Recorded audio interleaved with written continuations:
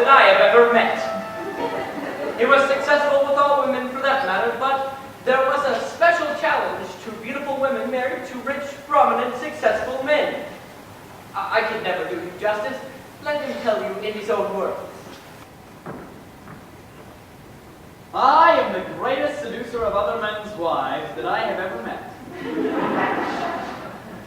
I say this not boastfully, but as a matter of record, for the staggering figures speak for themselves. For those men interested in playing this highly satisfying but often dangerous game, I urge you to take out a pen and paper and take notes.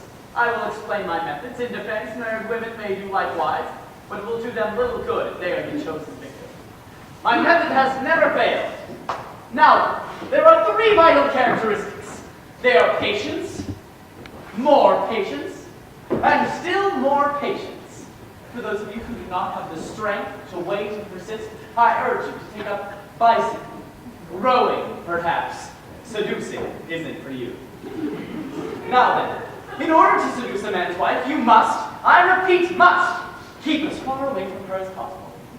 Ignore her, if you must. Pay her practically no attention at all. We will get to her through the husband. You are about to witness a practical demonstration, for as it so happens I am madly and deeply in love this week. My heart pounds with excitement, knowing that she will pass through this garden in a matter of moments with her husband. Every fiber of my being tells me to run to her, embrace her in my arms. But observe how a master works. I shall be cool, almost to the point of freezing. My heart of hearts and spouse approaches.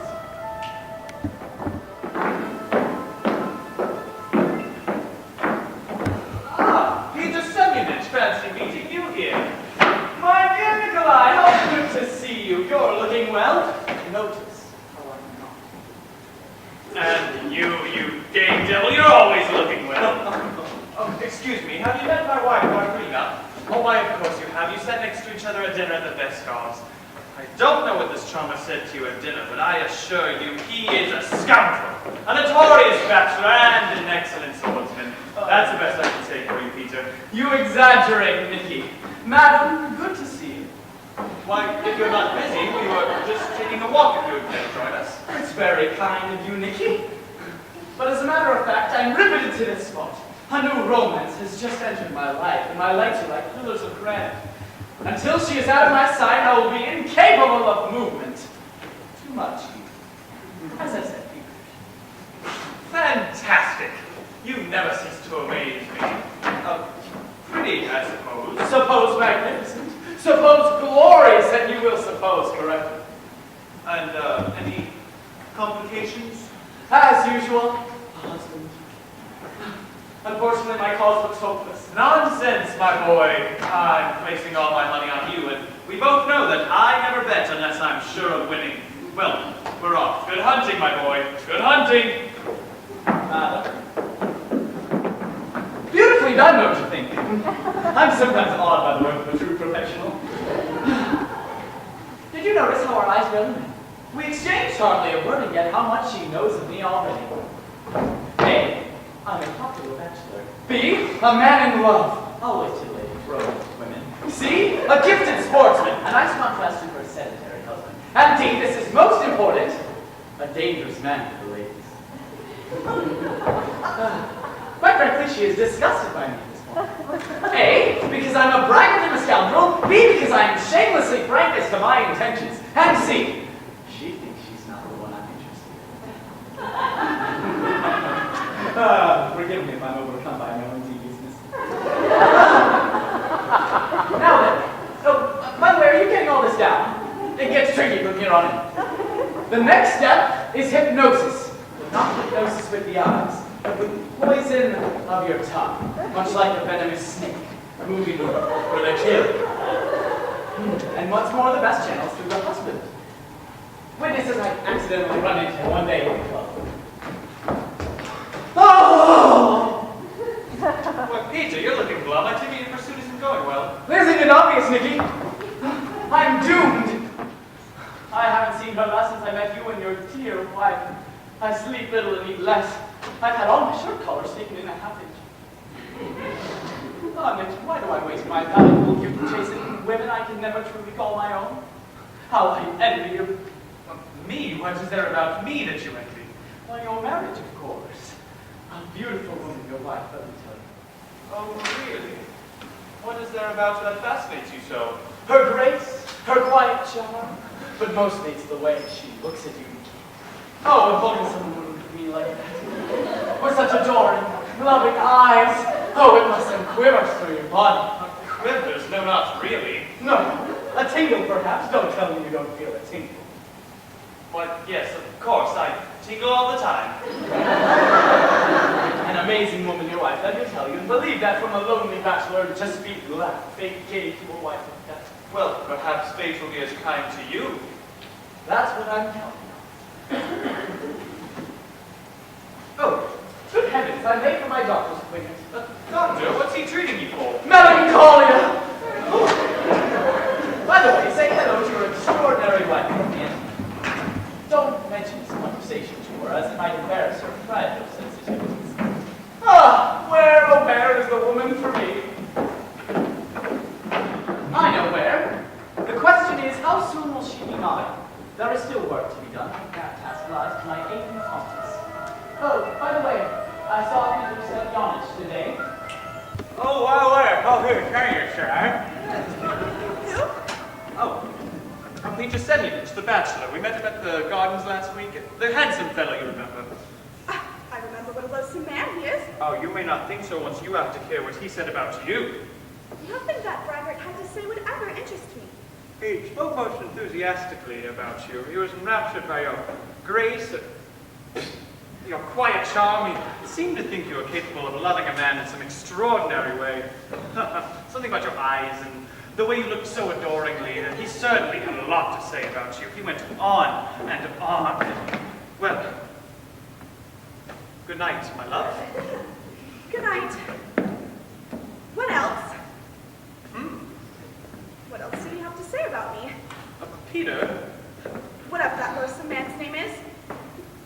What else did Peter Semyonich have to say about me? Well, that's more or less it, what I told you. But you said he went on and on. He did. But you stopped. If he went on and on, don't stop, either go on. Let's just go to bed. Well, he said how much he envied me. How much he wished someone would look at him the way you look at me. How does he know how I look at you? Well, that day in the gardens, he must have been looking at you while you were looking at me. It sent a tingle through my whole body. Where did you? Exactly, my precious. But you were looking at him. So you couldn't have seen the way I was looking at you. As a matter of fact, I was looking at the flowers because he made me nervous the way he kept avoiding looking at me. You must have tingled for some other reason. This is all getting quite confusing. The point is, he found you fascinating. I thought it would please you. A good night. Well, it doesn't. I'd rather you didn't tell me such stories. Are you planning to see him again soon? Yes, tomorrow for lunch. I'd rather not be discussed over lunch. Tell him that, and then at dinner you can tell me what he said. Good night, Nicky. Good night, my darling. Good night, my love. I'm sometimes spellbound by my own powers. I've succeeded in not only piquing your interest, but causing her heart to flutter at the mention of my name, the same man she called loathsome not 2 minutes ago. Luncheon the next day was not only nourishing, but productive. By the way, old man, I ran into Nerosov yesterday. The artist, it seems as if he's been commissioned by some wealthy prince to paint the head of a typical Russian beauty. He told me to keep an eye out for a model for him. I told him I knew just the one, but I didn't dare ask her myself. Would you consider asking your wife? Asking my wife what? To be the model, of course. That lovely head of hers. It would be a damn shame if that exquisite face missed the chance to become immortalized for all the world. For all the world, really? I think I see what you mean. Why don't you discuss it with her? Good idea. I think I'll discuss it with her. So I said I would discuss it with you. What do you think? I think it's nonsense. How did he put it to you? Did he actually say a typical Russian beauty? And it would be a damn shame if that exquisite face missed the chance to be immortalized by all the world. That's exactly what he said. He gets carried away by his own voice. Those exact words that lovely face. He said that lovely face a number of times, I think. Well, he does go on, doesn't he? How many times did he say it? Once? Twice? What? Let me think, it's hard to remember. Oh, it doesn't matter. But in the future, I wish you'd write these things down. Have you seen me near her? Have you heard me speak to her? Has any correspondence passed between us? No, my dear pupils.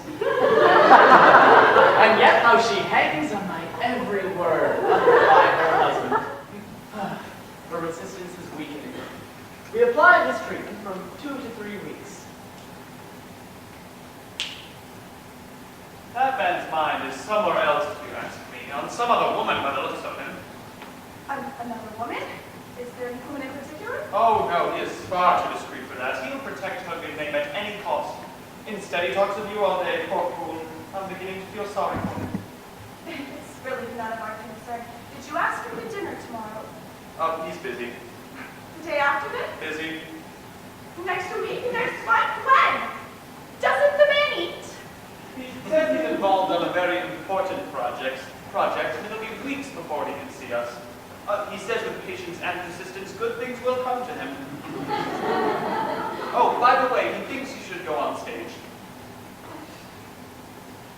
The stage? Me on the stage? Why in heaven's name? Why, he said, hold on, I don't want to misquote him. Oh, no. Take your time. Try to get it as accurately as possible. Yes. He says, with such an attractive appearance, such intelligence and sensitiveness, it is a sin for her to just be a housewife. Oh, dear. And that ordinary demands don't exist for such a woman.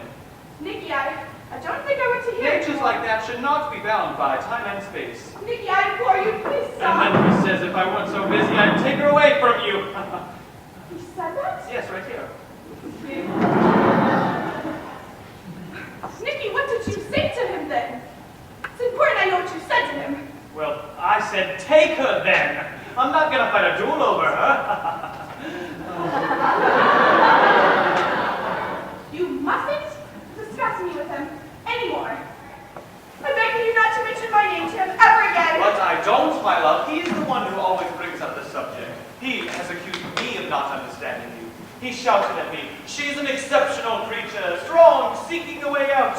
Why, if I were Turgenev, I would write a novel about her. The passionate angel, I would call it. That man is weird. Definitely weird.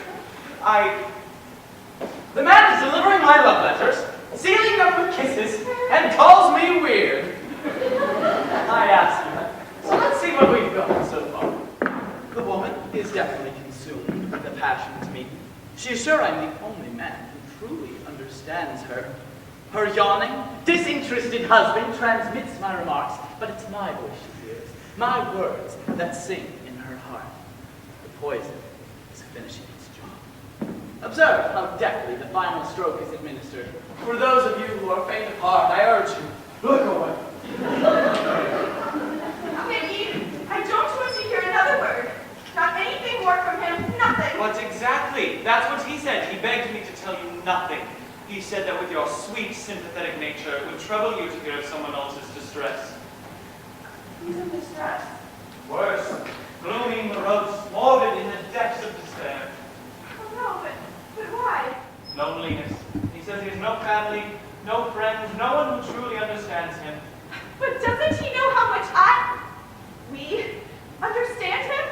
Doesn't he know how much we appreciate and commune with him daily? Doesn't he know how much yearn to be with him every day?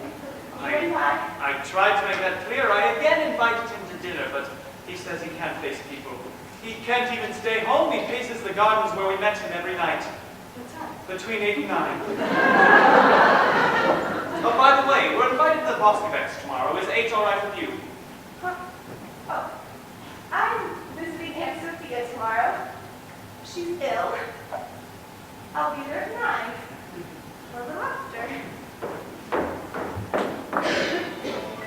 Please, no applause. I couldn't have done it alone. I share that honor with my friend and collaborator, her husband. He wooed her so successfully that there is no carriage fast enough to bring her to my arms. She ran all the way. Observe. Now, for the conclusion. You will understand if I ask you to busy yourself with your programs or such for these next few moments of private. And I, after all, am a gentleman. My dear, my sweet angel, at last I can speak the words I've longed for. No! Not a word. Not a sound. Please. I couldn't bear it. Not until you've heard what's on my heart.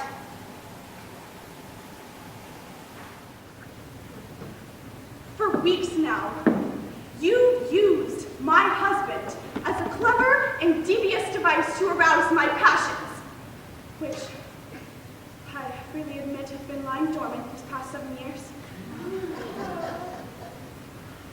Whether or not you are sincere, you awakened in me longings and desires that I never dreamt were possible. You appeal to my vanity, and I succumb. You bestir my thoughts of untold pleasures, and I weaken. You attack my every vulnerability, and I surrender. I am here, Peter Semyonich. If you want me. But let me add this. I love my husband dearly. He's not a passionate man, nor even remotely romantic. Our life together reaches neither the heights of ecstasy nor the depths of anguish. We have an even marriage, moderate and comfortable. And in accepting the condition and the full measure of his devoted love, I have been happy. I come to you now, knowing that once you take me in your arms, my life and my marriage with Nikki will be destroyed for all time. And I am too weak and too selfish to make the choice on my own. I rely on your strength of character. Whichever you choose will make me both miserable and eternally grateful. I beg of you not to use me as an amusement, although, even with that knowledge, I still wouldn't refuse you. The option is yours, my dear Peter. If you want me, open your arms now and I'll come to you. But if you love me, turn your back now, and I will leave and never see or speak to you again.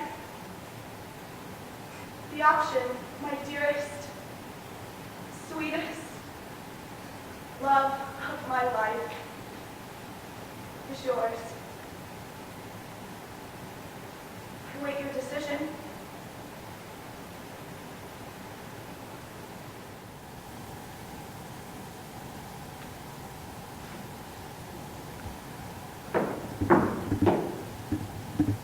Thank you, Peter. May life bring you the happiness you've just brought to me.